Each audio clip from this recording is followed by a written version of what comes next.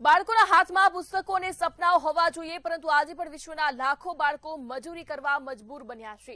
બાળ મજૂરી સામે જાગૃતિ ફેલાવવા અને બાળકોના અધિકારોની રક્ષા માટે દર વર્ષે 12 જૂને વિશ્વ બાળ મજૂરી વિરોધી દિવસ મનાવવામાં આવે છે।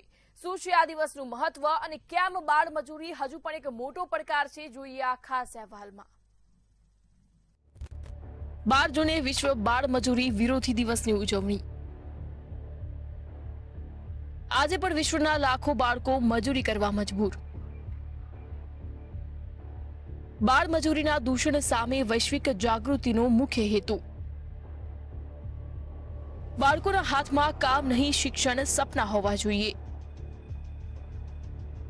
બાળ મજૂરી નાબૂદ કરવા દરેક નાગરિકની જવાબદારી। દર વર્ષે 12 જૂને વિશ્વ બાળ મજૂરી વિરોધી દિવસની ઉજવણી કરવામાં આવે છે। આ દિવસની શરૂઆત વર્ષ 2002માં ઇન્ટરનેશનલ લેબર ઓર્ગેનાઇઝેશન દ્વારા કરવામાં આવી હતી। તેનો મુખ્ય હેતુ બાળ મજૂરીના દૂષણ સામે વૈશ્વિક જાગૃતિ લાવવાનો અને બાળકોને શિક્ષણ તથા સુરક્ષિત બાળપણનો અધિકાર આપવાનો છે। બાળ મજૂરી માત્ર બાળકોના શિક્ષણને જ નહીં, પરંતુ તેમના શારીરિક અને માનસિક વિકાસને પણ ગંભીર રીતે અસર કરે છે। ગરીબી, શિક્ષણનો અભાવ અને સામાજિક અસમાનતા તેના મુખ્ય કારણો માનવામાં આવે છે। વિશ્વભરમાં આજે પણ કરોડો બાળકો ખેતી, કારખાના, ખાણકામ, ઘરગથ્થુ કામ અને અન્ય જોખમી ક્ષેત્રોમાં કામ કરી રહ્યા છે।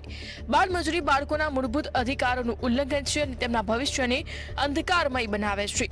સરકારો, સામાજિક સંસ્થાઓ અને આંતરરાષ્ટ્રીય સંગઠનો બાળ મજૂરી નાબૂદ કરવા માટે સતત પ્રયાસ કરી રહ્યા છે। બાળકોને શિક્ષણ, સુરક્ષા અને વિકાસની સમાન તકો મળે તે માટે વિવિધ અભિયાનો ચલાવવામાં આવી રહ્યા છે। વિશ્વ બાળ મજૂરી વિરોધી દિવસ એ માત્ર એક દિવસની ઉજવણી નથી, પરંતુ બાળકોના હકો અને તેમના ઉજ્જવળ ભવિષ્ય માટેની પ્રતિબદ્ધતા છે। જ્યારે દરેક બાળકને શિક્ષણ અને વિકાસની તક મળશે, ત્યારે જ બાળક મજૂરી મુક્ત સમાજનું સ્વપ્ન સાકાર થઈ શકશે। બાળકો દેશનું ભવિષ્ય છે।